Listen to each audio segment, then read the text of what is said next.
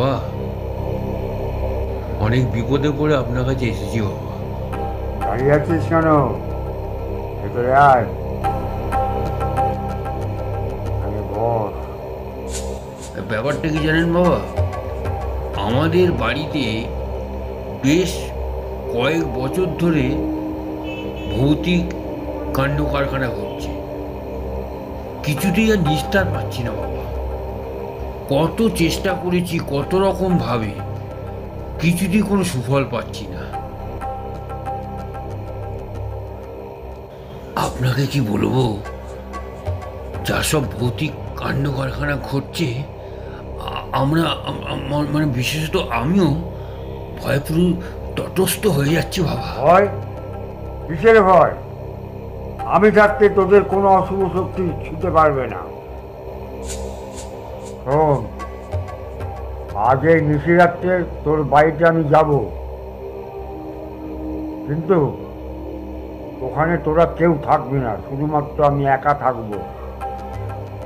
আর মন্ত্রের মাধ্যমে আমি এই অশুভ শক্তিকে তাড়াবো, বুঝেছিস? আজ নিশিরাতে।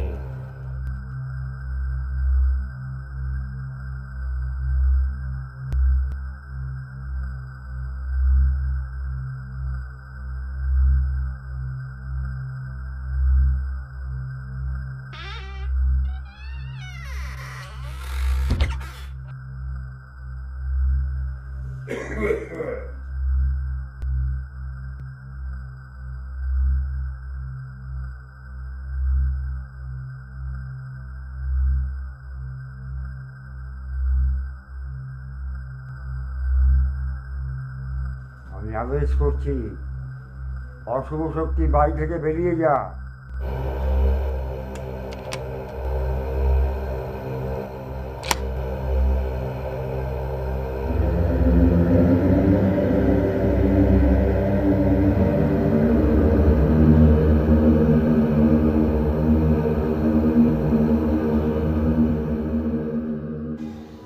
বাবা,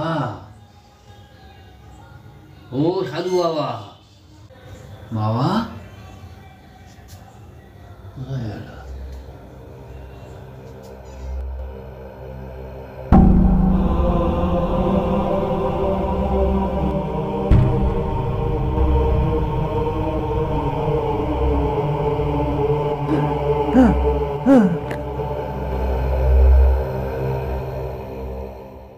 রাম কাকা,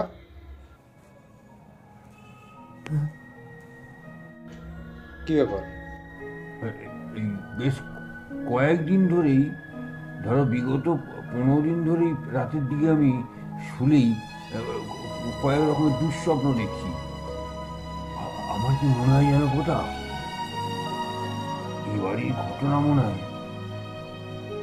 এখনো বোধ হয় কোনো কিছু কিনারা হয়নি। সেই জন্যই আপনাকে তো আমি বলেছিলাম যে পরশু দিন আমি ব্যাঙ্গালোর যাচ্ছি, আমার গুরুর বাড়ি।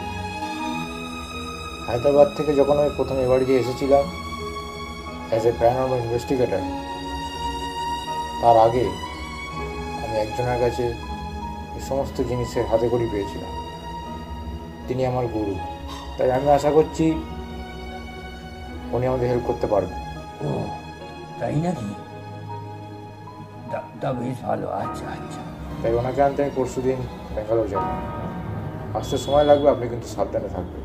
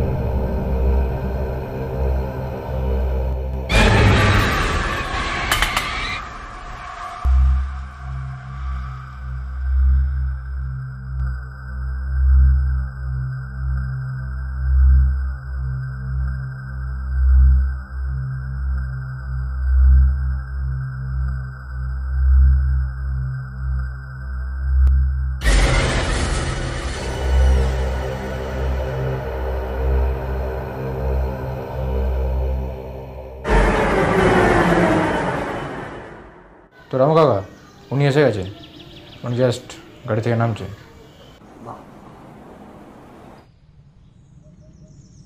আসুন স্যার।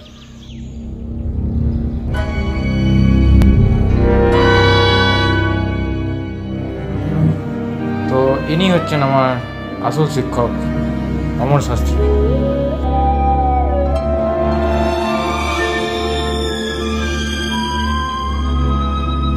প্লিজ স্যার বসুন।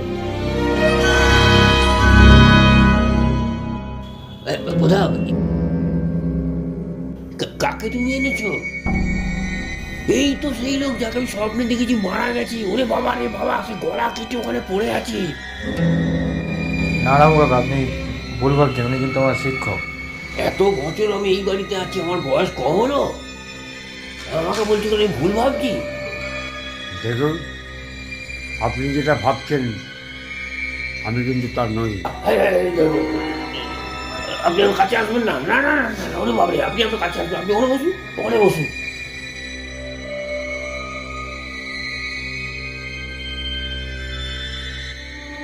রামু কাকা আপনি এদিকে এসে বসুন, আমি ওদিকে যাচ্ছি। ওটাই ভালো। সামনে বসতে ইচ্ছা করে না। বাবা রে বাবা, কি ভয়ানক। হ্যাঁ স্যার, এবার বলছি আপনাকে। তো স্যার, যেমন আমি আপনাকে বলেছিলাম, এই বাড়িটা 300 বছর আগে ইংরেজদের ছিল।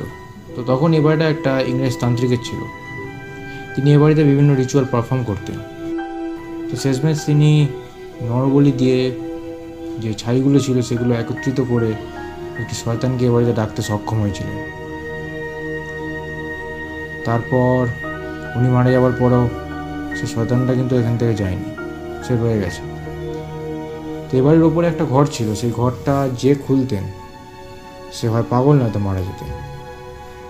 তো সেই ঘরে একটি ঘটি ছিল, সেই ঘটির মধ্যে সেই একত্রিত মানুষের মাথার খুলির ধ্বংসাবশেষ ছিল।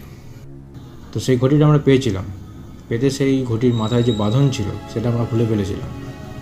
তো খুলে ফেলাতে ভেবেছিলাম যে অনেক শক্তি হয়তো নির্মূল হবে, কিন্তু সেটা কিছু হয়নি। তারপর একটা বইও ছিল পুরনো, সেটাও আমরা পুড়িয়ে ফেলেছি, কিন্তু নির্মূল কিছু হয়নি। হয়তো প্রকোপ কমেছে, কিন্তু নির্মূল স্যার কিছু হয়নি। তাই ওপরের যে ঘরটা ছিল সেটা আমরা পুরোপুরিভাবে ভেঙে দিয়েছিলাম। এখন সেখানে অন্য একটি ঘর আছে। আচ্ছা, একটা কথা বলো তো, ওপরের ঘরটা যে তোমরা ভেঙেছ তার অস্তিত্বটা কোথায় আছে?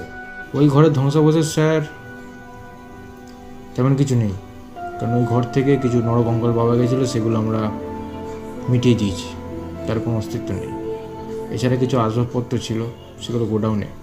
এবং যে ঘটিটার কথা আপনাকে বললাম, সেই ঘটিটা এখন বেসমেন্টে আছে।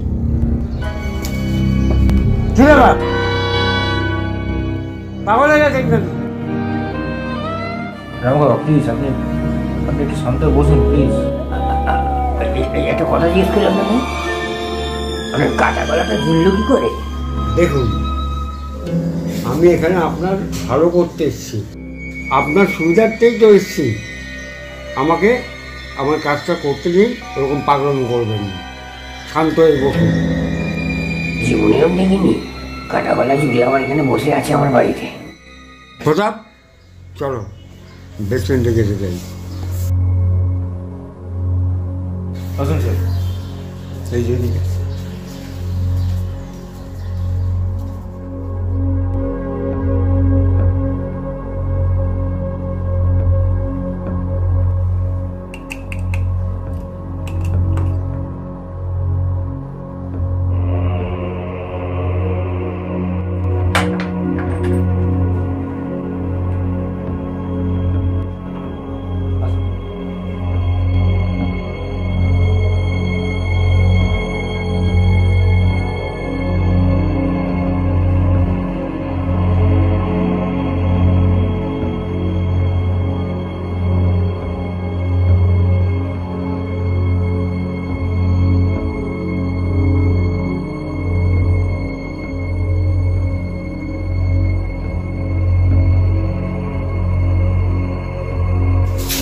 এই যে স্যার ঘটিটা।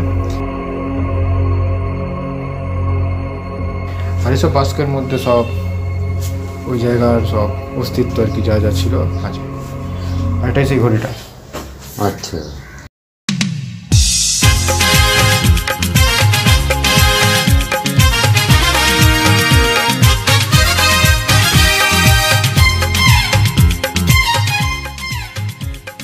কি ব্যাপার?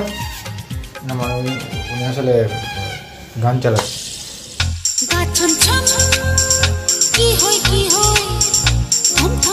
উনি কি পাগল নাকি? হ্যাঁ, আমি তো বুঝতেই বুঝতে পারছি না। স্যার উনি আসলে একটু ওরকম, আমি দেখছি আপনি। না ঠিক আছে, তুমি দেখো, যাও।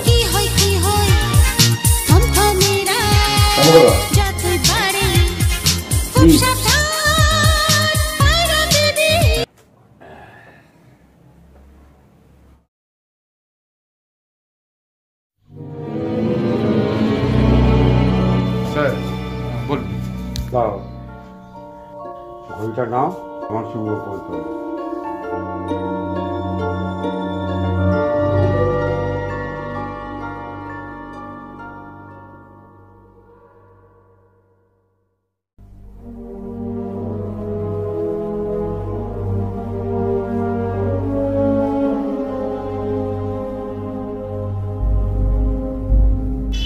স্যার আপনি যতটা বললেন যে ওই মানে ওই ঘড়িটার মধ্যে আপনি আবার সেই শক্তিটাকে সঞ্চয় করুন, করে তারপর সেটাকে মুক্ত করার চেষ্টা করুন। আপনাকে স্যার আমি বলে রাখি যে আমি কিন্তু এর আগেও চেষ্টা করেছিলাম ওটার থেকে শক্তি মুক্তি করতে, কিন্তু কোনো কাজ হয়নি। এখন স্যার আপনি দেখো কোথা, গুরু আমি, তোমরা নয়। হ্যাঁ স্যার।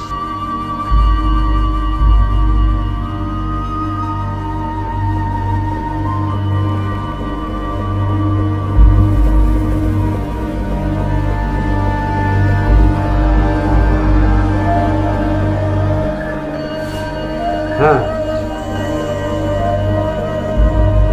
তোমরা এখানে অপেক্ষা করো, আমি লিখে যাচ্ছি। তবে যাই হয়ে যাক না কেন, তোমরা কেউ আসবে না।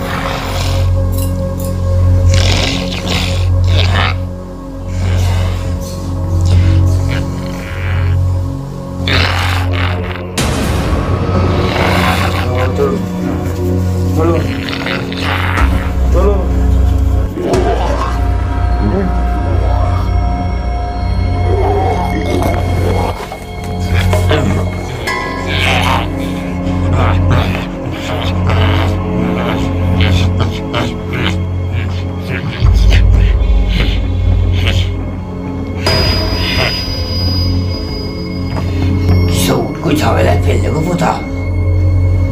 মহাবিপদ। তুমি তোমার সামলাও বাবা, আমি উপরে যাই।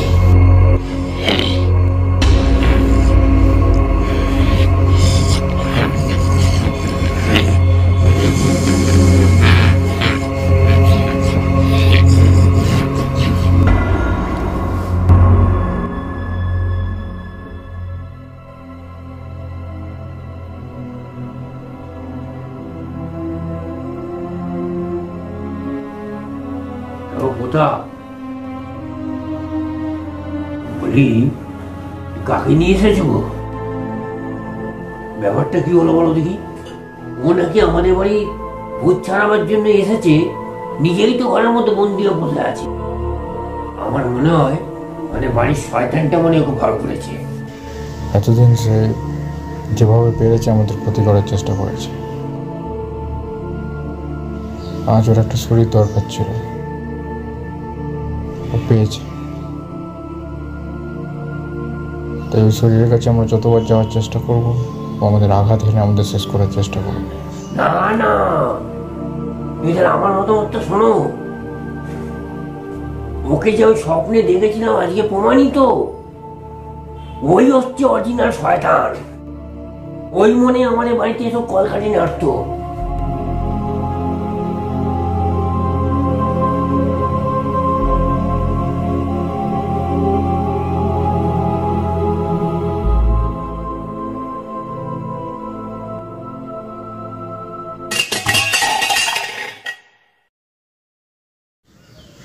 রামু কাকা, রামু কাকা,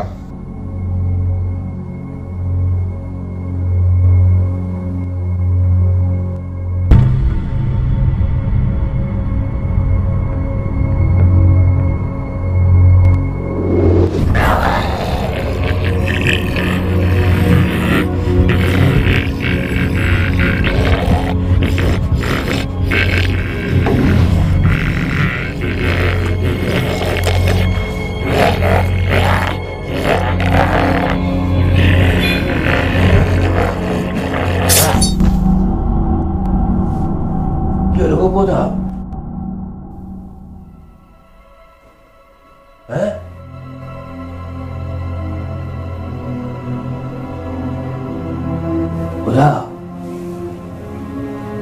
অনেক সময় তো গড়িয়ে গেল, বিকালও তো প্রায় হতে যায়। বন্ধ করে রাখবে নাকি খুলে দাও না ওনাকে? One of us has to be brave. আমাদের দুজনের মধ্যে যে কোনো একজনকে সাহস যোগাতে হবে।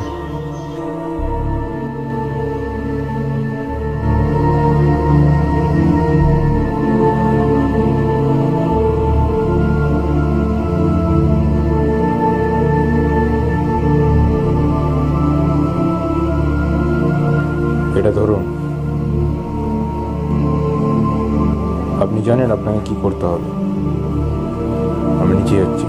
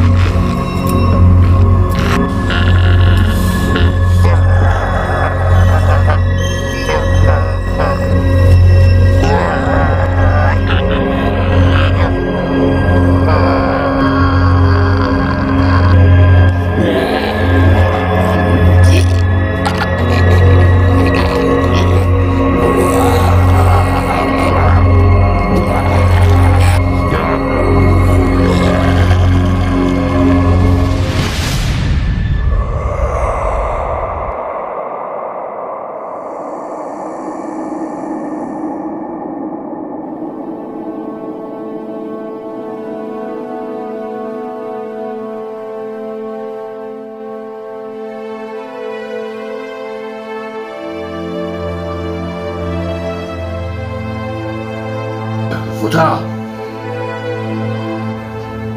বলে তুমি ঠিক আছো? হ্যাঁ রাখো বাবা, আমি ঠিক আছে।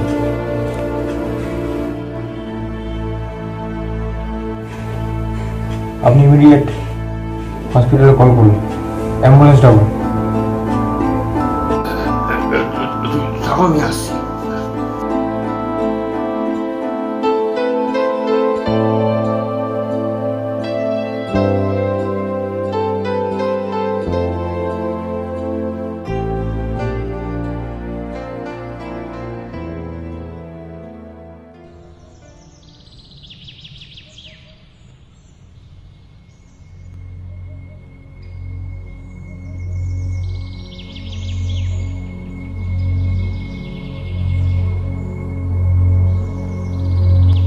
পোতা,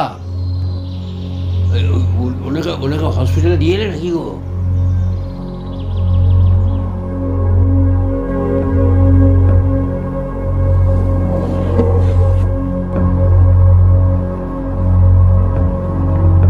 পোতা,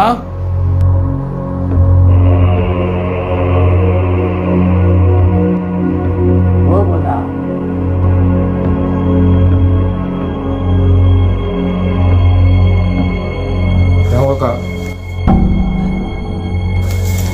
আমি হসপিটালে দিয়ে এসেছি, এখন ভালো আছেন, কথাও বলছেন। সবই তো বুঝলাম, কিন্তু খুদা, তুমি যদি এখানে হতো ওটাকে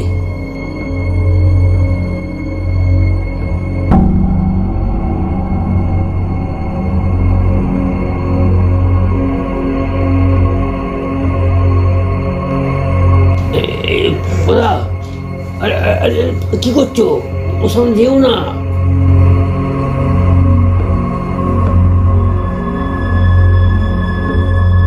আহা, তুমি বুঝতে পারছো না? ওর সামনে যেও না পোতা।